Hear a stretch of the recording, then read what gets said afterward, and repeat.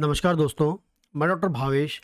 आज के वीडियो में अपन देखने वाले हैं कि कोई भी फीमेल में, महिला में यदि मीनोपॉज़ आ जाता है। मीनोपॉज़ मतलब होता है उनकी ब्लीडिंग्स का रुक जाना।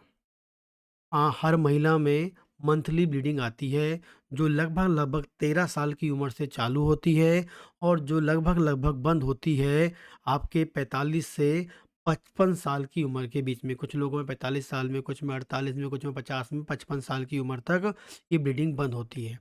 तो जब किसी महिला में ब्लीडिंग बंद हो जाती है, तो हम उसे बोलते हैं मेनोपॉज़ बोलते हैं। लेकिन जैसे ही उस महिला में ब्लीडिंग बंद होती है, मेनोपॉज़ आता है, तो उसके बाद उसके शरीर में क्या बदलाव आते हैं? ऐसे क्या-क्या बदलाव आते हैं जिसके बारे में हर महिला को पता होना चाहिए।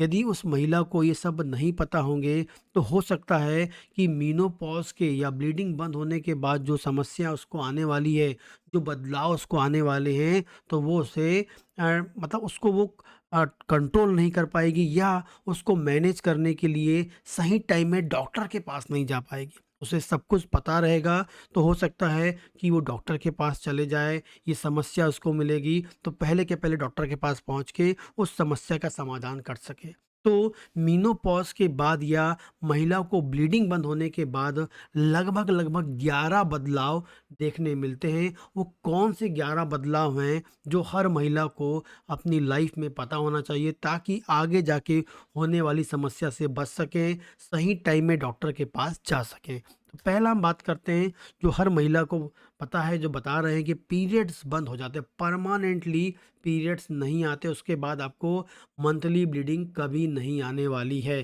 क्योंकि मेनोपॉज़ आ रहा है, इसका मतलब है उनके अंदर जो अंडे बनने वाली जो प्रोसेस होती है, वो ऑलमोस्ट ख़त्म हो गई है। प्रॉपरली अंडा नहीं बनेगा या अंडा बनने ही वाला नहीं है। अंडा नहीं बनेगा, तो जो हार्मोन्स में बदलाव होते हैं, ख़ासकर ईस्ट्रोजन और प्रोजेस्टेरोन नाम के हार्मोन्स जो होते हैं, जैसे आपकी ब्लीडिंग, जैसे आपका मंथ चालू होता है, जैसे आज आपका ब्लीडिंग बंद हुआ, आज ब्लीडिंग बंद हुआ, ठीक है? नॉर्मल डेज़ की हम बात कर रहे हैं कि हर महीने ब्लीडिंग आती है। तो हर महीने ब्लीडिंग आती है, तो जो शुरुआती दिन होते हैं, उसमें ईस्ट्रोजन और प्रोजेस्टेरोन नाम के हार्मोन्स का लेवल बढ़ता है और आगे चल के वो जैसे ही कम होता है, फिर आपको ब्लीडिंग आने लगती है। ये साइकिल लगातार पूरी 13 साल से 55 साल की उम्र तक लगभग चलती रहती है।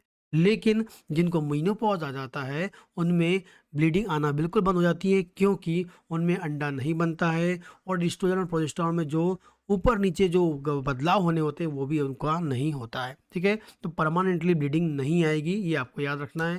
सेकंड बात करते हैं, उनको जब मेनोपॉज़ आता है या मेनोपॉज़ आने की इससे पहले या मेनोपॉज़ के बाद उनको अचानक से शरीर में गर्माहट लगती है, अचानक से उनको स्वेटिंग होने लगती है, अचानक से पसीना आने लगेगा, अचानक से बॉडी में गर्माहट लगेगा, सिर में गर्माहट लगेगा।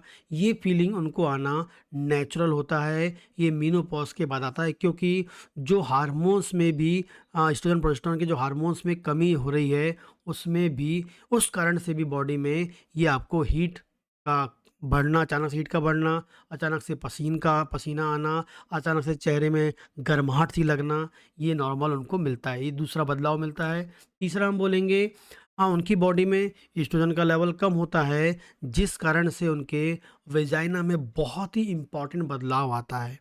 जब एस्ट्रोजन का लेवल नॉर्मल होता है, तो उनकी वेजाइना की जो मेम्ब्रेन होती है, वो थोड़ी मोटी होती है और वहाँ पर कुछ नमी बनी होती है, क्योंकि एस्ट्रोजन जो होता है, वो वेजाइना की जो म्यूकस मेम्ब्रेन है या मेम्ब्रेन की हेल्थ को मेंटेन करता है, वहाँ की मोटाई को मेंटेन करता है और वहाँ जो एक लिक्विड चाहिए होता है, उसको निकाल के रखता है। लेकिन जैसे ही एस्ट्रोजन कम होता है, पीरियड्स बंद होंगे, एस्ट्रोजन कम होंगे, इसका मतलब है कि जो वेजाइना है, जिसकी मेम्ब्रेन को मेंटेन करने वाला जो एस्ट्रोजन है, वो नहीं है, तो क्या होगा, वेजाइना में पतलापन मिलेगा और ड्राइनेस, सूखापन मिलता है, वेजाइना में सूखापन आ जाता है और वहाँ की मेम्ब्रेन पतली हो जाती है। ये तीसरा मोस्ट इम्पॉर्टेंट बदलाव मिलता है और ये बदलाव आने में थोड़ा धीरे-धीरे टाइम लगता है।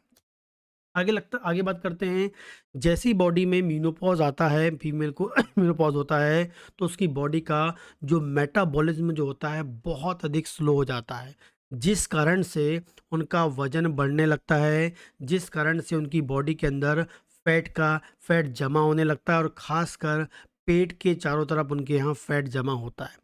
चारों तरफ जो पेट है, वहाँ पर चर्बी ज़्यादा जमा होती है, पेट बाहर निकल जाता है, या हम बोलेंगे पेट वाले पार्ट में ज़्यादा मोटापा आपको दिखता है, क्योंकि मेटाबॉलिज़्म स्लो हो जाता है और वेट गेन आपको मिल सकता है। इसलिए रेगुलर एक्सरसाइज़ आपको करनी चाहिए मेनोपॉज़ल एज में, जो 45 से 55 साल की होती है, जिससे मोटापा भी आपका कम रहेगा, मेटाबॉलिज़्म भी आपका कंट्रोल में रहेगा, खासकर फैट मेटाबॉलिज़्म।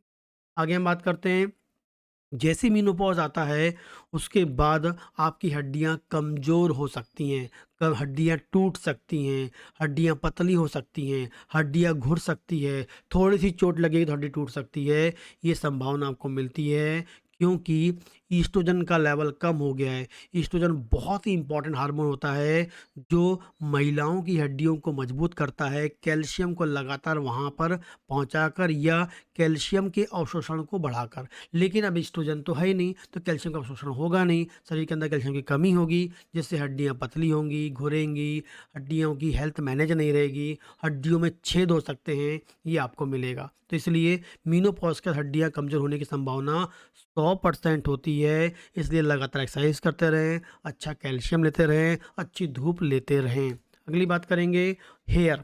उनके जो बाल पतले होने लगते हैं, स्किन में झुर्रियाँ आने लगती हैं, क्योंकि मेनोपॉज़ के बाद फीमेल हार्मोन जो होता है एस्ट्रोजन हार्मोन, उसका लेवल कम हो जाता है, जिस कारण से उनकी स्किन जो है पतली होने लगती हैं, सिकुड़ने लगती हैं और उनकी जो इलास्टिसिटी होती है वो ख़राब होने लगती है। तो बाल और स्किन दोनों ख़राब, या बुढ़ापा जो है कहेंगे हम लोग, वो आपको दिखने लगता है।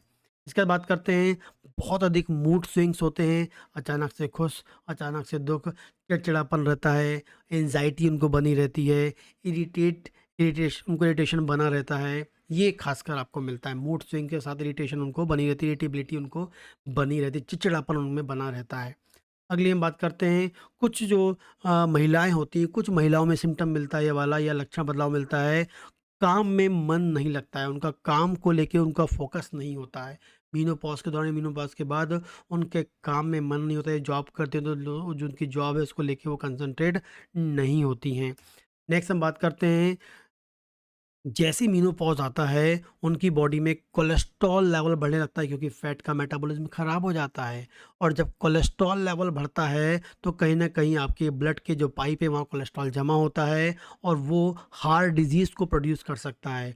तो मेनोपॉज़ के दौरान कोलेस्ट्रॉल की समस्या हो सकती है, मेनोपॉज़ के बाद कोलेस्ट्रॉल आ सकता है, और ब्लड प्रेशर की समस्या भी आना बहुत कॉमन आपको मिलता है, क्योंकि बॉडी में एस्ट्रोजन नाम का हार्मोन्स नहीं है। 10वां हम बात करते हैं, नींद उनकी ख़राब हो जाती है, उनको रात में अधिक पसीना आता है, चिड़चिड़ापन रहता है, जिस कारण से उनको नींद नहीं होती है, एंग्ज़ायटी उनको बनी रहती है। इसके कारण से लो एस्ट्रोजन लेवल के कारण या मेनोपॉज़ के बाद ये मिलता है। और लास्ट हम बात करेंगे, उनको इंक्रीज़ हो जाती है यूटीआई इन्फेक्शन, मतलब उनको बार-बार पेशाब का इन्फेक्शन हो सकता है, और इनकॉन्टिनेंस मतलब होता है पेशाब को जो रोकने वाली, जो एक उनकी कंट्रोल वाली जो पावर थी, वो भी कम हो सकती है। हो जाता है पेशाब आए, बाथरूम जाने से पहले ही उनको पेशाब निकल जाए, खाँसने से पेशाब निकल जाए, छींकने से पेशाब निकल जाए, ज़ोर से बोलने से पेशाब निकल जाए, ये समस्या उनको मिल सकती है। बार-बार पेशाब में इन्फेक्शन उनको मिल सकता है। तो ये कुछ कॉमन बदलाव हैं जो हर महिला में मेनोपॉज़ के बाद मिलते हैं। तो मेनोपॉज़ के जो बदलाव यदि उनको पता होंगे, क्योंकि ये सब के सब किस कारण से हो रहे हैं, मेनोपॉज़ के कारण हो रहे हैं, तो सही टाइम में जाके आप डॉक्टर से कंसल्ट कर सकते हैं और अपनी समस्या को ख़त्म कर सकते हैं। या पहले के पहले इनको मैनेज करें, प्रॉपर एक्सरसाइज करें, प्रॉपर न्यूट्रिएंट लें, आधा घंटे की धूप लें, तो सब आपकी बॉडी में जो मेनोपॉज़ल बदलाव हैं, वो स्लो हो जाएँगे या फिर आपको महसूस नहीं होंगे। नमस्कार।